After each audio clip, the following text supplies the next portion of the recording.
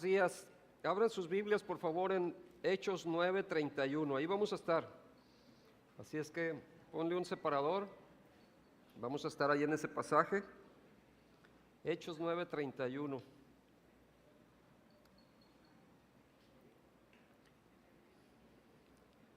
Cuando estés listo, te invito a ponerte de pie. Vamos a leer este pasaje juntos, por favor. Hechos 9:31.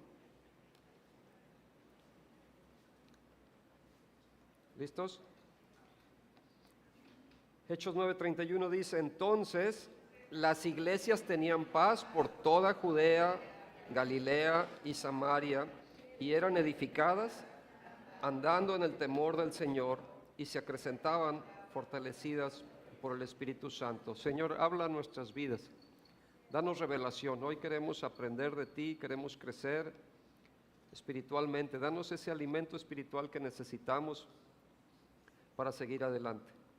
Úsame, Señor, me pongo en tus manos. Reconozco mis limitantes, pero también reconozco que tú eres poderoso y que aún como somos, tú puedes usarnos. Gracias, Señor, por lo que harás hoy. A ti damos la alabanza en el nombre del Señor Jesús. Amén. ¿Pueden tomar asiento? El tema que hoy quiero hablarles a ustedes es el poder de la iglesia primitiva. He titulado así, el poder de la iglesia primitiva, porque hay un poder que podíamos nosotros ver en la iglesia primitiva. Y bueno, ¿qué hizo la iglesia primitiva para tener ese poder? ¿Por qué la iglesia primitiva tenía poder? Y la iglesia, en el libro de los Hechos, si vamos, nos habla de esta iglesia primitiva. Y encontramos a la iglesia que ha pasado por un gran tiempo de persecución, y eso hizo que los creyentes se esparcieran y huyeran a otros lugares, pero donde iban, ellos iban sembrando la palabra, y más gente se iba convirtiendo, iban teniendo este encuentro con el Señor Jesucristo. Ahora, con esta persecución, la lógica nos diría, pues se van a echar para atrás, se va a desvanecer esto, se va a extinguir, o se van a replegar, se van a quedar escondidos. Pero sucedió lo opuesto, porque en lugar de cerrar las puertas, lo que sucedió es que ellos se mantuvieron sirviendo al Señor, ellos se siguieron juntando, congregando, siguieron orando, ellos siguieron adorando, y maravillosas cosas sucedieron a su alrededor. Entonces quiero que analicemos este pasaje, este versículo en particular, y que leímos, pero quiero antes poner un contexto de qué había sucedido antes de que se dijera, de que se escribiera este pasaje. Bueno, si vamos, por ejemplo, pueden ver ahí los subtítulos. Algunas Biblias tienen subtítulos ahí en el capítulo anterior. Por ejemplo, en Hechos 8 viene que Saúl asolaba la iglesia. Saúl era un perseguidor de la iglesia. Saulo era un perseguidor de la iglesia. Y dice Hechos 8:1, por ejemplo, que hubo una gran persecución contra la iglesia que estaba en Jerusalén, y todos fueron esparcidos por las tierras de Judea, de Samaria, salvo los apóstoles. Los apóstoles se quedaron en Jerusalén, pero toda la gente empezó a irse. Versículo 3, por ejemplo, del capítulo 8, y Saulo asolaba la iglesia, entrando casa por casa, y arrastraba a hombres y a mujeres y los entregaba en la cárcel. Y luego vemos otros sucesos que hubo, como que Felipe va y anuncia a Cristo en Samaria, empieza a llegar el evangelio a otros lugares. Simón el mago se hace creyente, pero entonces viene la conversión de Saulo, tiene este encuentro personal con el Señor Jesucristo, y hay un cambio en su vida que después nos narra ahí, que Saulo proclama a Jesús en las sinagogas. Ahora él, a los que perseguía, ahora está de su lado y está hablando de ese camino que ellos seguían de Jesús. Luego, por ejemplo, en el versículo 23, ya Saulo, habiendo tenido su encuentro con Cristo, siendo cristiano, escapa de Damasco, porque pasados muchos días, dice el 23, los judíos resolvieron en consejo matarle. Ahora querían matar a él, a Saulo. Pero vamos a Hechos 9:29, encontramos ahora a Saulo en Jerusalén. O sea, hubo varios sucesos en todo estos pasajes que estamos viendo. Hubo muchísimas cosas que sucedieron, pero aquí dice que, y hablaba denodadamente en el nombre del Señor. y disputaba con los griegos, pero estos procuraban matarle. O sea, los griegos querían ahora la muerte, no solo como habíamos leído anteriormente que los judíos, en Hechos 9:23, los judíos querían matarle, ahora los griegos también querían matar a Saulo. Y entramos entonces al pasaje Hechos 9:31. Después de todas estas cosas, toda esta turbulencia, esta persecución, el perseguidor ahora se convierte en perseguido, pero dice Hechos 9:31, entonces, estaba viendo otros pasajes, otras versiones de este pasaje que dice, así que, o sea, por tanto, todo esto que pasó antes, por lo tanto, en consecuencia, o resulta que, de manera que, y ahí dice las iglesias. Y esta es la primera palabra que quiero, si me ponen la siguiente imagen, por favor, la primera palabra que quiero recalcar, que dice las iglesias en plural. Porque cada lugar que iban los creyentes perseguidos, ellos iban y llevaban el mensaje del evangelio, y como resultado de esta persecución surgió la plantación de nuevas iglesias. Y vean, está en plural, las iglesias, porque originalmente era la iglesia de Jerusalén, donde nació todo, donde fue Pentecostés, donde vino el Espíritu Santo, y estaban ahí, pero viene la persecución, y ahora ya a partir de aquí dice las iglesias, como resultado de esta plantación de nuevas iglesias, luego de la persecución y el predicar el evangelio. Porque entonces hubo un momento en que una iglesia estaba en Jerusalén y en ese lugar estaban cómodos, les era un lugar familiar, les quedaba cerca de casa, todo estaba muy a gusto, como podemos estar aquí muy cómodos, asientos acoginados, aire acondicionado, ventiladores, ciertas conveniencias que tenemos aquí, facilidades, y estamos cómodos, estamos a gusto aquí en la iglesia. Así se sentían ellos también, pero de pronto las pruebas los forzaron a salirse de sus cuatro paredes. Y eso tiene que suceder aquí de alguna forma, que no sean las pruebas las que nos obliguen a salir de las cuatro paredes, sino que nosotros decidamos salir de las cuatro paredes y vayamos a tenderle la mano a que está necesitado allá afuera.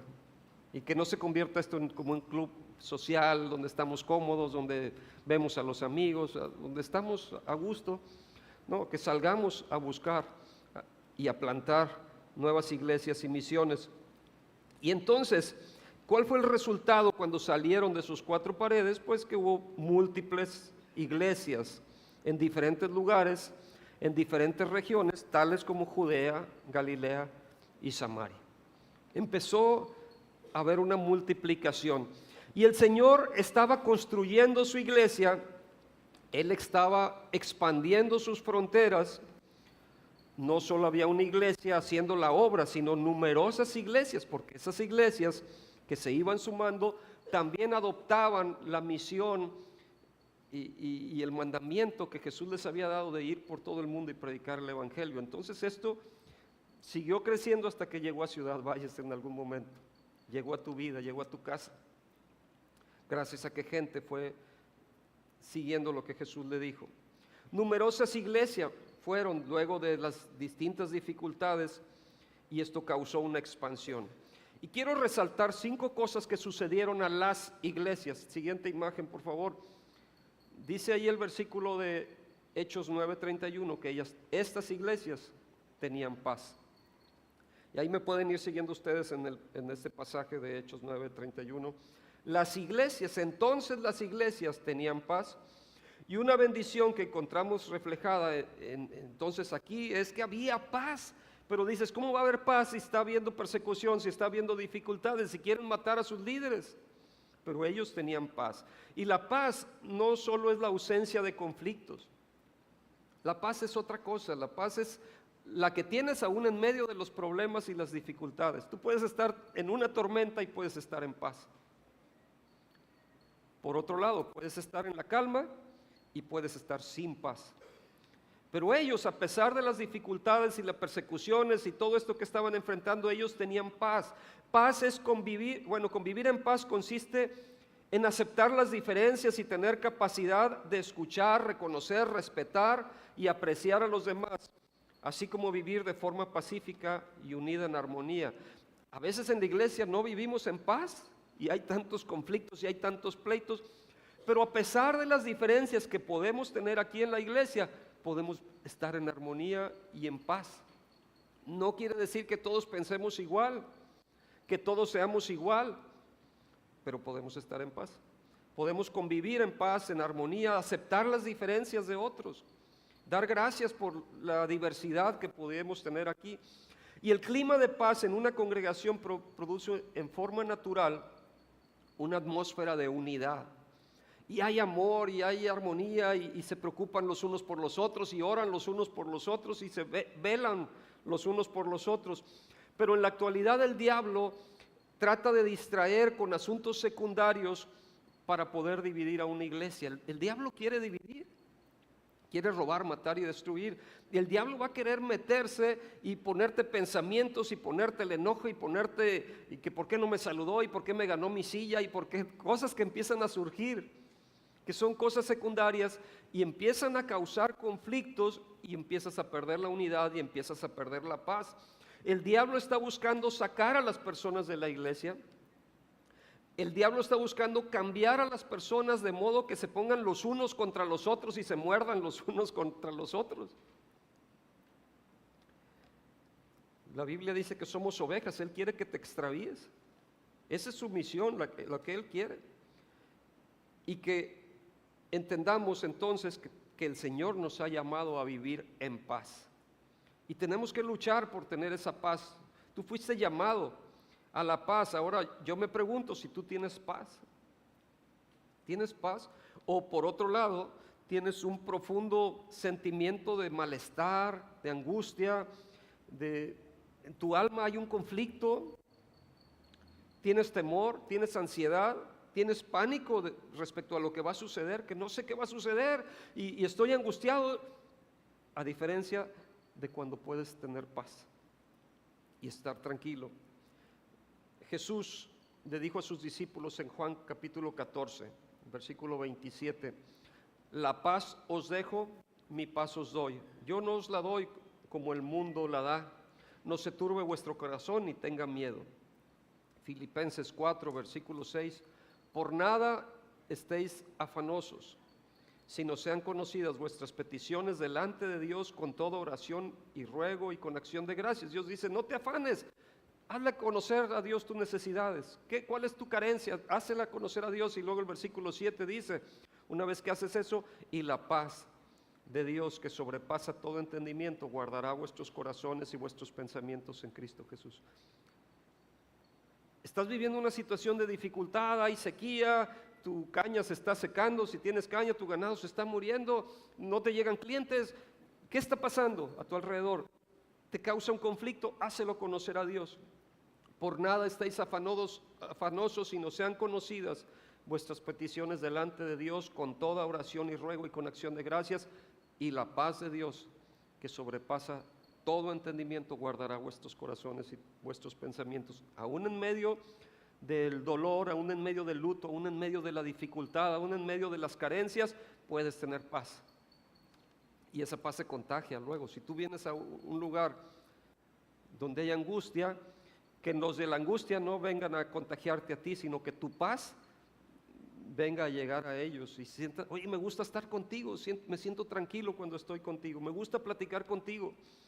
Pero hay personas que le sacas la vuelta. En medio de las pruebas y dificultades, la iglesia estaba en paz, la iglesia crecía, nuevas iglesias eran plantadas, estaban unidos, tenían paz con Dios y paz con los demás, porque tú puedes poner tu relación bien con Dios y puedes estar bien también con los demás, o puedes estar tronado con Dios y tronado con los demás. Ellos tenían paz con Dios y con los demás. Número 2, siguiente imagen. Las iglesias no solo tenían paz, sino que eran edificadas. Y noten lo que Lucas, que escribió el libro de los Hechos, nos dice, que menciona que la iglesia era edificada, y la palabra edificada es un sinónimo de la iglesia era construida, porque esta palabra oikodomeo, una palabra griega, donde dice eran edificadas. Esta palabra quiere decir construir, quiere decir también estimular, quiere decir fortalecer. La iglesia era fortalecida, la iglesia era edificada, la iglesia era construida. Edificar significa construir algo sólido y duradero. En este caso la fe puede ser construida, y cuando tú vienes a la palabra de Dios, tu fe va creciendo y va siendo construido. La comunidad puede ser edificada, construida, o puede ser destruida también. Una comunidad de creyentes puede edificarse. Y la iglesia primitiva crecía en la gracia y en el conocimiento de nuestro Señor y Salvador Jesucristo. Ellos estaban comprometidos con la palabra. Ellos estaban comprometidos con la oración. Ellos estaban comprometidos con la adoración a Dios. Ellos buscaban a Dios, estaban comprometidos con el evangelismo, con ir a compartir a otros las buenas nuevas. Y el Señor los seguía bendiciendo. Cuando la iglesia sigue haciendo lo que se supone que debe hacer, cae una bendición sobre de la iglesia, sobre tu vida. Viene Dios y te bendice. Dios multiplica, Dios se encarga de suplir las necesidades para aquellos que son obedientes a lo que Dios nos llama a hacer. Ahora, yo te pregunto, ¿cómo puedes tú crecer o contribuir al crecimiento? ¿Cómo podrás contribuir al crecimiento y a la edificación de la iglesia? ¿Qué podrías decir? ¿Qué podrías hacer? Bueno, pues yo les doy algunos ejemplos. Yo quiero animarlos a los miembros de la iglesia, a todos los que están aquí, los que están conectados, a que participen activamente en los estudios bíblicos, por ejemplo, que hay aquí. Eso puedes hacer, irte edificando tu vida, creciendo en la fe, que estés en grupos como el grupo de oración, el grupo de varones que se está poniendo bueno. Estamos un buen grupo reuniéndonos aquí, el grupo de mujeres, cuando hay grupo de matrimonios también. ¿Qué más? El grupo de jóvenes. En las actividades de servicio distintas que hay dentro de la iglesia, hay funciones aquí, puedes dar clases a los niños, puedes estar con ujieres, puedes ayudar con la librería, con las aguas, con diferentes cosas que se hacen aquí. Hay un grupo que se encarga de la decoración, por ejemplo, diferentes cosas que se pueden hacer, dar la bienvenida. Pero también tenemos misiones, como está Praderas. Está pues las diferentes iglesias que tenemos en la Huasteca. Puedes involucrarte de alguna forma, ya sea orando, dando, oyendo. Tenemos el centro de rehabilitación que nos abren la puerta y podemos ir a hablar del evangelio ahí. Diferentes situaciones que se abren, oportunidades donde tú puedes estar aportando, contribuyendo al crecimiento y a la edificación de la iglesia. ¿Quién le entra? ¿Quién dice yo quiero participar? Y si ya estás participando, pues síguele y pues éntrale más, invita a otros, vamos a multiplicarnos, vamos a ser discípulos. En la alabanza, en ujieres, en la transmisión, en las diferentes áreas del sonido, hay diferentes cosas. Tú tienes talentos, tú tienes áreas que te gustan, que eres bueno, pues que encuentres tu lugar dentro de la iglesia y como cuerpo podamos ir creciendo juntos, siguiendo a la cabeza que es Jesús. Número 3. Dice que las iglesias andaban en el temor del Señor. Ellos estaban andando en el temor del Señor, mientras que la iglesia estaba en paz y experimentaba un crecimiento porque era edificada. Vemos que en el versículo 31 nos dice que andaban en el temor del Señor. El temor del Señor es una frase que se ve muchas veces en la Biblia, está repetida una y otra vez. Dice el temor de Jehová, el temor del Señor, viene ahí. Y cuando dice temor no se refiere al terror, no es terror, no es pánico, se refiere al respeto, se refiere a la reverencia por quién es Él, a la reverencia en su santidad, en su carácter, a la reverencia en su majestad, en su gracia. Y ellos andaban en el temor del Señor. Andar en el temor del Señor impacta tu vida, impacta la manera en que vivimos cuando tú tienes temor de Dios. El principio de la sabiduría, dice la Biblia, es el temor del Señor. Y a menos que entendamos quién es Dios y desarrollemos una reverencia por Dios, no vamos a poder conocer la verdadera sabiduría. ¿Quién quiere conocer la sabiduría? Pues la verdadera sabiduría la vas a obtener cuando andas en el temor de Dios. Y cuando caminas en el temor de Dios, tú quieres vivir de una manera que agrade a Dios, porque tienes temor de Dios. No vas a vivir tu vida de cualquier forma, sino que tú vas a moldear tu vida o vas a ponerle límites porque tú quieres agradar a Dios, porque tienes temor de Dios. Vas a vivir, todo creyente debe vivir una vida que agrade a Dios.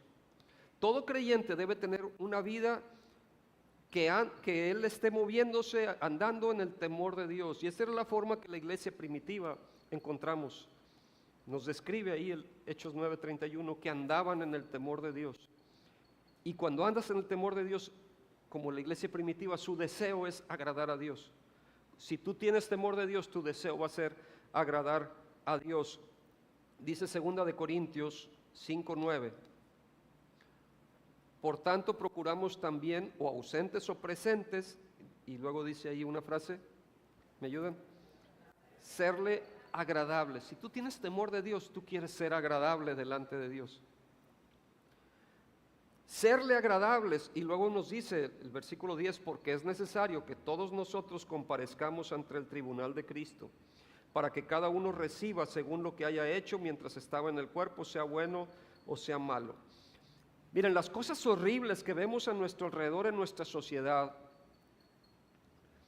estos pleitos, conflictos, sangre inocente derramada o sangre no inocente, no sé, hay sangre, hay matanza, hay robos, hay adulterios, hay tantas cosas que vemos a nuestro alrededor, son el resultado directo de la falta del temor de Dios.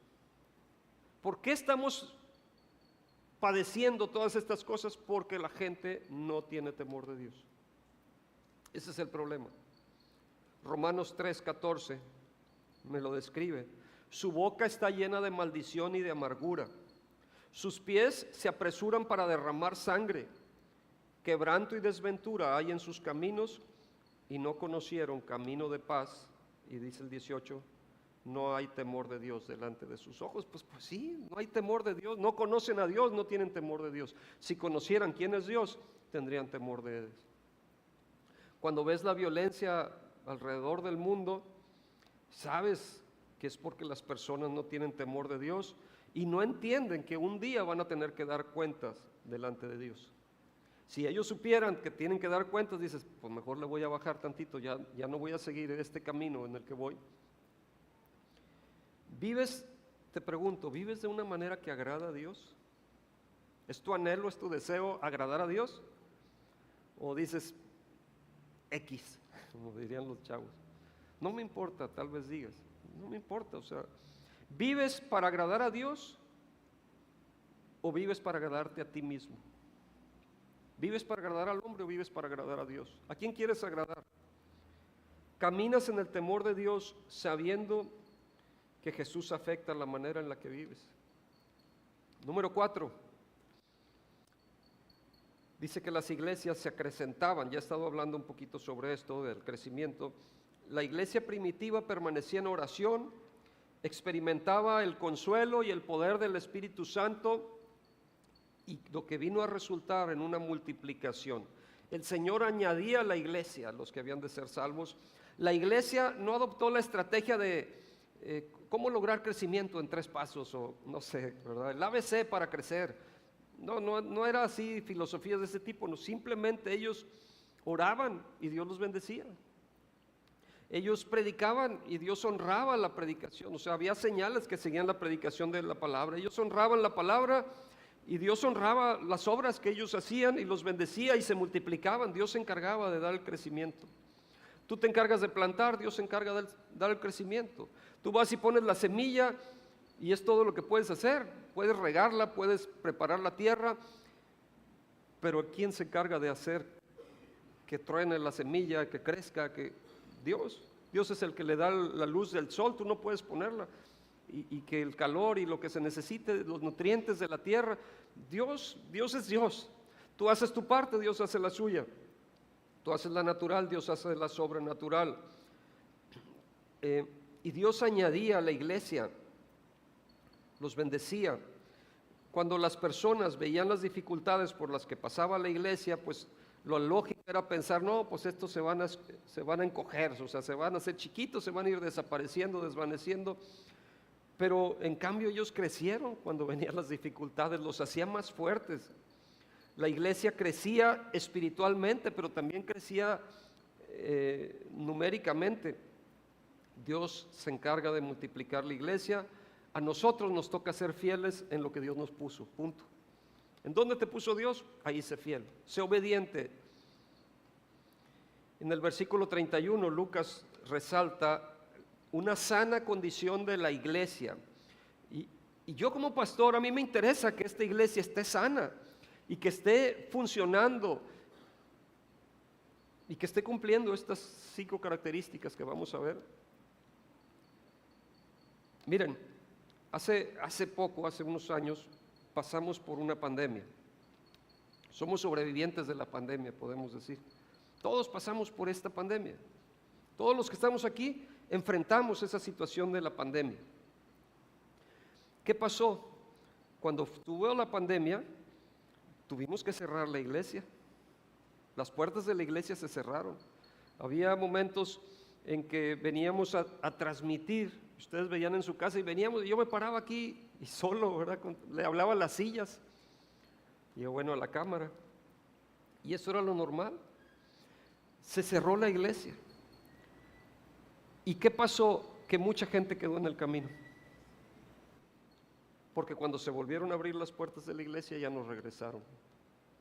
Pero vino gente nueva. Tal vez tú seas de los nuevos que llegaron después de la pandemia. Tú seas pospandemia, cristiano pospandemia. Pero hubo gente que ahí quedó, que hasta ahí llegó. Se quedaron en el camino. Algunos fallecieron por causa del COVID, tristemente. Pero otros simplemente dejaron de venir, no regresaron. Y hoy comenzamos a tener 2 reuniones, gracias a Dios. 2 reuniones, y esto es preparar tierra para poder captar más cosecha, por decirlo de alguna forma, vamos a estar sembrando, y que la iglesia esté sana y esté creciendo, pero que no se quede nada más en estas 4 paredes, porque tenemos que salir, multiplicarnos y ir a dar las buenas nuevas a otros. Tenemos la esperanza de que aquellos que en la pandemia ya no regresaron, puedan regresar y son bienvenidos, que vengan. Hay gente que luego dice, es que qué van a decir, que tiene mucho que no voy. No importa, no vamos a decir nada, vamos a decir que qué bueno que estás aquí, eres bienvenido. Aquellos que han batallado con su forma de vida, pues es mejor estar pegado aquí este lugar es un hospital, todos estamos necesitados, todos somos pecadores, todos tenemos carencias, todos tenemos problemas. Por eso venimos aquí, porque venimos con el médico de médicos. Venimos a ser sanados aquí, a restaurados. Y queremos dar la oportunidad de que aquellos que se fueron puedan regresar. Saben que antes de la pandemia ya estábamos planeando, pensando en la posibilidad de hacer 2 reuniones porque éramos mucha gente y no cabíamos. ¿Qué pasó? Vino la pandemia, se cerró. Cuando pasa esta crisis, pues volvimos a abrir las puertas con la autorización de las autoridades y ya no regresó toda la gente, ya éramos menos. Pero ahora hemos visto que ha habido un crecimiento y entendemos que tenemos que tener sillas esperando a aquellos nuevos que van a venir o los que van a regresar. Así es que bueno, gracias a Dios que nos está moviendo de esta forma. La iglesia tiene que estar evolucionando, que los nuevos se integren, que los viejos regresen. Eso queremos y estamos orando por ello. Y en medio de las presiones que enfrentamos, debemos de mantenernos unidos, caminando en el temor del Señor y ser edificados y ser fortalecidos por el poder del Espíritu Santo, y entonces la iglesia continuará y la iglesia crecerá. Número 5 y último, fortalecidos por el poder del Espíritu Santo. Esta era la condición que estaba la iglesia. La iglesia era fortalecida por el Espíritu Santo. La iglesia primitiva, como ya vimos, buscó agradar a Dios mientras caminaban en el temor de Dios y se acrecentaban y eran fortalecidos por el Espíritu Santo. Ellos experimentaron, como dice el versículo 31, un consuelo del Espíritu Santo. Al ser fortalecidos, ellos eran consolados. Leemos Hechos 9:31 otra vez. Dice, entonces las iglesias, tenían paz por toda Judea, Galilea, Samaria, y eran edificadas andando en el temor del Señor y se acrecentaban fortalecidas, y subrayo esta palabra, fortalecidas por el Espíritu Santo. Esta palabra fortalecidas en griego es la palabra paráclesis, que quiere decir exhortación, confortar, consolación, consolar, consuelo. De hecho, otra versión dice que eran, en vez de decir fortalecidas por el Espíritu Santo, dice animadas por el Espíritu Santo. Otra versión más es con consuelo del Espíritu Santo eran multiplicadas, dice. Ahora, recuerdan que Jesús, Él prometió a sus discípulos antes de la ascensión, de subir al cielo, Él les dijo que no los iba a dejar como huérfanos. Dijo, yo me voy a ir, no los voy a dejar como huérfanos. Enviaré al Espíritu Santo para que esté con ustedes y los guíe a toda la verdad. Y Él les va a recordar todas las cosas que yo les he enseñado y van a ser llenos de poder y me van a poder ser testigos en todo el mundo. Esto dijo Jesús. Y el día de Pentecostés, la Biblia dice que el Espíritu Santo vino sobre la iglesia. Ellos estaban unidos, unánimes, juntos, estaban orando, adorando, y vino ahí, en ese aposento alto, vino el Espíritu Santo y llenó toda la casa donde estaban, como Jesús lo había prometido.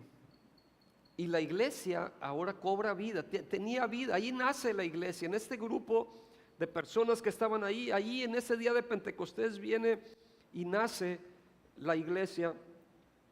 Sin el Espíritu Santo es como tener un cuerpo que ves y dices, no, pues no tiene pulso. Sin el Espíritu Santo es como un corazón que no está latiendo. Sin el Espíritu Santo es estar pero sin respirar, estar sin vida. Pero como vino el Espíritu Santo, gracias, aquí, gracias, te vi, muchas gracias.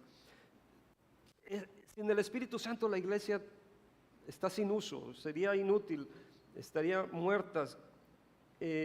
Si la iglesia en la actualidad no tuviera el Espíritu Santo, no sería la influencia que es, ni tendría ningún impacto en el mundo. Y tú puedes mover las emociones de la gente, pero si no está el Espíritu Santo no puede haber ningún cambio que sea duradero. Ahora, por último, quiero darles 2 ejemplos del poder del Espíritu Santo en acción. Un mensaje cortito, conciso, y para ponerlo en práctica. ¿Cuál es el poder del Espíritu Santo en acción? Bueno, Lucas continúa escribiendo y ahí, si vamos al versículo 32, encontramos ahí que llama nuestra atención al ministerio del apóstol Pedro, sobre Pedro y su predicación entre las iglesias. Y si revisamos entonces el versículo 32 de Hechos 9, dice, aconteció que Pedro, visitando a todos, vino también ¿y qué dice ahí? A los santos, y si no tenemos bien el contexto correcto, vas a pensar los santos son unas estatuas o unos monitos que están así, o no sé, ¿verdad? Que si lo pones de cabeza te consigue novia y que si lo enjabonas llueve y cosas, o sea, cosas que hacen así locuras, ¿no? Tonterías. No habla de ídolos. Cuando está hablando de los santos, dice aquí que los santos que habitaban en Lida, y halló ahí a uno que se llamaba Eneas. Este es el primero de los casos que quiero mencionarles, el caso de Eneas. Este personaje, Eneas, era una persona que hacía 8 años que estaba en cama, pues era paralítico, 8 años paralítico. Y le dijo Pedro, Eneas, Jesucristo te sana, levántate y haz tu cama.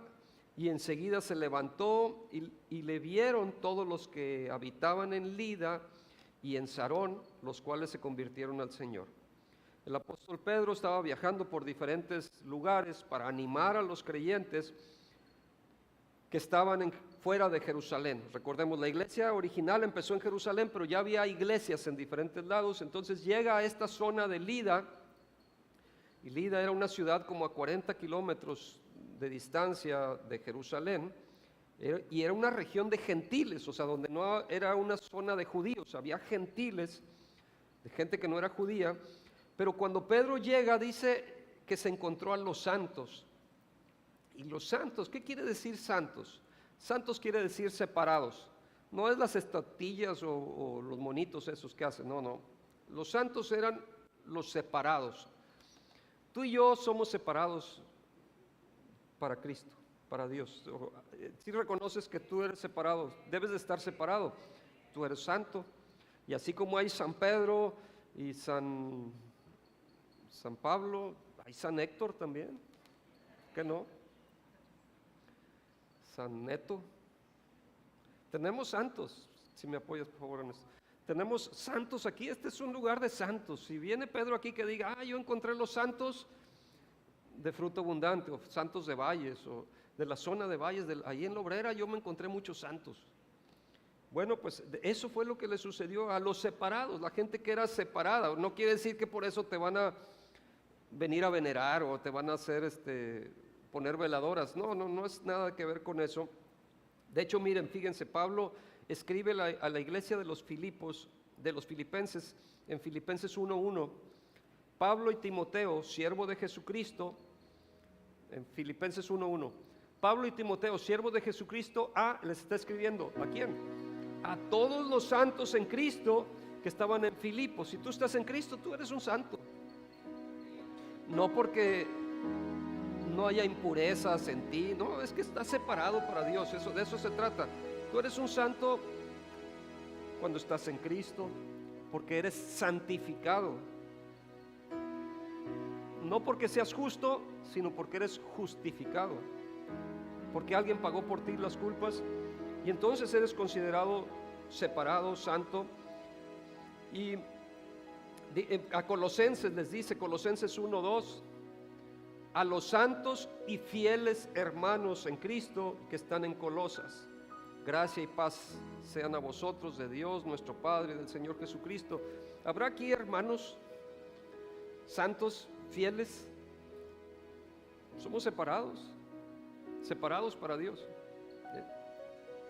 Pedro encontró santos, creyentes en la zona de Lida, pero también encontró enfermos, como este caso de esta persona, Eneas, que estaba en cama paralítico por 8 años. Y imagínate 8 años estar inmovilizado, dependiendo de los demás, que no puedes hacer nada, lo único que puedes hacer es mendigar y depender de que alguien que te rodea te cargue y te lleve a algún lugar donde puedas mendigar, pedir ayuda y luego alguien te regrese. Estás dependiendo de todos los que te rodean. Él estaba completamente paralizado por 8 años. Vean, quiero que noten algo. No quiere decir que porque eres seguidor de Cristo no vas a tener problemas. No quiere decir eso. Cuando tú eres seguidor de Cristo, entiende que estamos viviendo en un mundo caído. Y hay dificultades y tenemos un enemigo que roba, mata y destruye. Va a haber pruebas, va a haber problemas, va a haber sufrimiento. Pero estás separado para Cristo. Y somos más que vencedores por medio de aquel que nos amó. Y hay una diferencia. Entonces no quiere decir que porque eres seguidor de Cristo estés exento de problemas, pruebas y sufrimientos.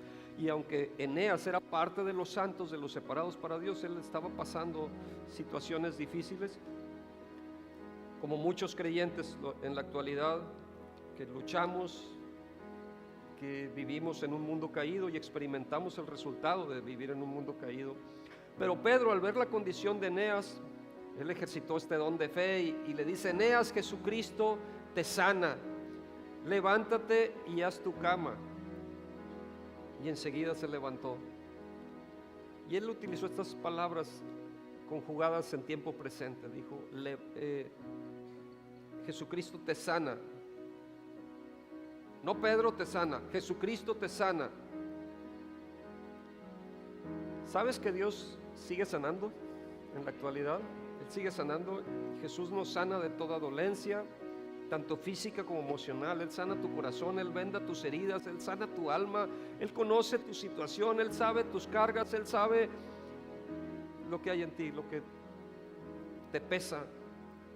conoce tu corazón y tiene el poder para sanar toda dolencia, toda enfermedad, todo dolor. Él es nuestro sanador. Primera de Juan 3:8 dice que para esto apareció el Hijo de Dios, para deshacer las obras del diablo. Para esto vino Jesús, para deshacer las obras del diablo. Mateo 8:17, para que se cumpliese lo dicho por el profeta Isaías cuando dijo: Él mismo tomó nuestras enfermedades y llevó nuestras dolencias. Él ya se las llevó, y por eso puede decir Pedro: Eneas, Jesús te sana. Y hoy podemos decir: Jesús te sana. Dile al de al lado: Jesús te sana. Jesús te sana. No importa cuál sea tu necesidad, no importa cuál sea tu herida, no importa cuál sea tu dolencia, si es del alma, si es algo físico, Jesús te sana. Jesús te sana. Regresamos a la historia, Hechos 9:34. Y le dijo Pedro: Eneas, Jesucristo te sana, levántate y haz tu cama. Y enseguida se levantó. Y le vieron todos los que habitaban en Lida y en Sarón, los cuales se convirtieron al Señor. O sea, todo esto, no solo los problemas y las dificultades los llevaba a Cristo y a multiplicarse la iglesia, no, también este poder que había en el sobrenatural que venía a apoyarlos y respaldarlos, hacía que más gente conociera de Cristo. Cuando gente te vea y sepa que los enlutados tienen gozo, que los que han sido quebrados son restaurados, que los que están enfermos son sanados, la gente va a preguntar: oye, ¿por qué? ¿Cómo lo hiciste? Es que hay un poder que desde la iglesia primitiva sigue operando. Y yo pertenezco a la iglesia de mi Señor Jesucristo, yo soy separado para Él, y su mismo poder sigue operando actualmente, está con nosotros.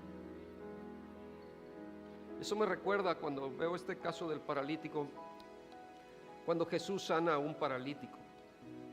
¿Se acuerdan que entonces vinieron 4 trayendo a un paralítico y que no podían, que era tanta la gente que no cabían y tuvieron que quitar parte del techo para bajarlo y presentárselo a Jesús? Y entonces Jesús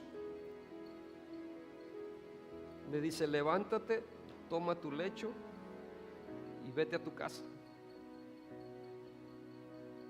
Toma tu lecho, vete a tu casa. Así como el otro le dijo: haz tu cama.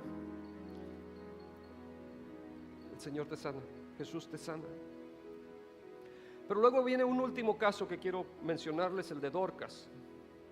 Dorcas es resucitada. Dice en el versículo 36 de Hechos 9: había entonces en Jope una discípula llamada Tabita, que traducido quiere decir Dorcas. Esta abundaba en buenas obras y en limosnas que hacía. Y aconteció que en aquellos días enfermó y murió.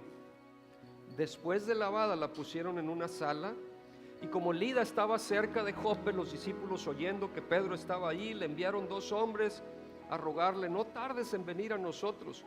Levantándose entonces Pedro, fue con ellos, y cuando llegó, le llevaron a la sala donde le rodearon todas las viudas, llorando y mostrando las túnicas y los vestidos que Dorcas hacía cuando estaba con ellas. Era una mujer respetable, era una mujer muy querida, era una mujer que había aportado, que tenían estas túnicas y todas estas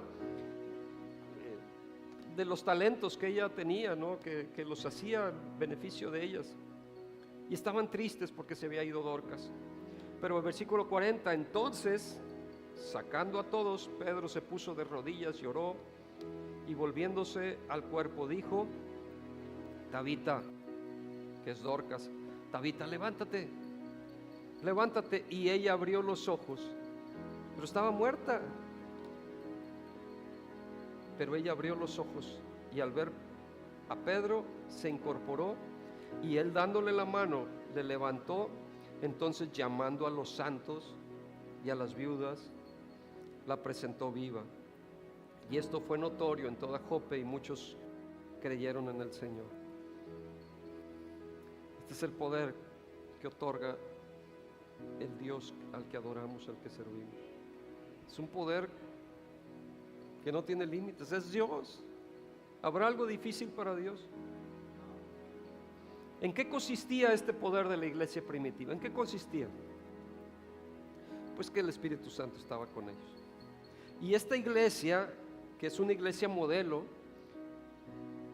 aunque había problemas también ahí como nosotros los tenemos, pero tenía paz, había edificación, se estaba construyendo esta iglesia, tenían temor del Señor, andaban en el temor del Señor, había un crecimiento por el poder del Espíritu Santo.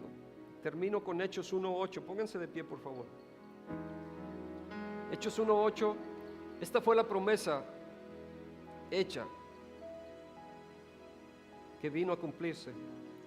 Pero recibiréis poder cuando haya venido sobre vosotros el Espíritu Santo, y me seréis testigos en Jerusalén, en toda Judea, en Samaria y hasta lo último de la tierra. Recibiréis poder, recibiréis poder, recibiréis poder. ¿Crees esto? ¿Crees esto? Te invito a que levantes tus manos y vamos a orar. Vamos a orar, necesitamos de este poder, necesitamos de esta paz, necesitamos de este crecimiento, necesitamos de esta dirección, necesitamos ser consolados, ser restaurados, necesitamos de Dios. Pero la única forma en que tú tienes acceso a todo esto es si estás en Cristo, si tú eres separado para Dios, si tú eres un santo. En primer lugar, yo quiero invitarte a que tú entregues tu vida al Señor Jesús.